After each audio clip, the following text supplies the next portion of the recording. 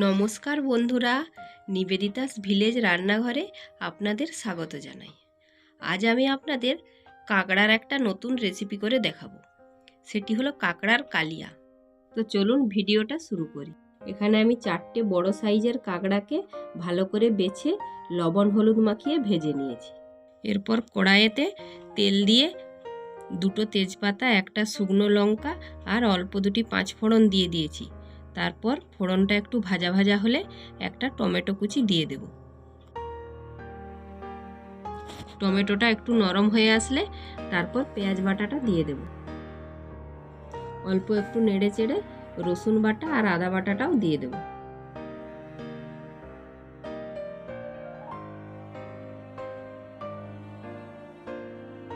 অল্প একটু নাড়িয়ে নিয়ে 1 চামচ হলুদের গুঁড়ো, 1 চামচ জিরের গুঁড়ো আর হাফ চামচ লাল লঙ্কার গুঁড়ো দিয়ে দেব।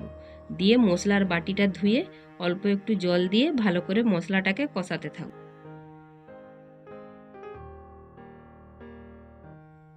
মশলাটা কষানো হয়ে গেছে। এরপর 1 চামচ কালো সরিষা বাটা দিয়ে দেব আর আন্দাজ মতো লবণ দিয়ে দেব। দিয়ে ভালো করে নাড়াতে থাকব। এরপর ধনেপাতা কুচি দিয়ে দেব আর কাঁকড়াগুলোও দিয়ে দেব।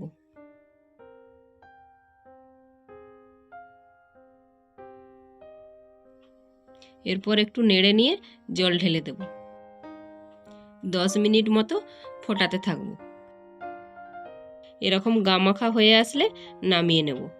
আমার কাঁকড়ার কালিয়া রেডি হয়ে গেছে। রেসিপিটা কেমন লাগলো কমেন্ট করে জানাবেন। যদি রেসিপিটি ভালো লেগে থাকে তাহলে চ্যানেলটিকে সাবস্ক্রাইব করে দেবেন। লাইক আর শেয়ার করতে ভুলবেন না। আবার চলে আসবো নতুন কোনো ভিডিও নিয়ে।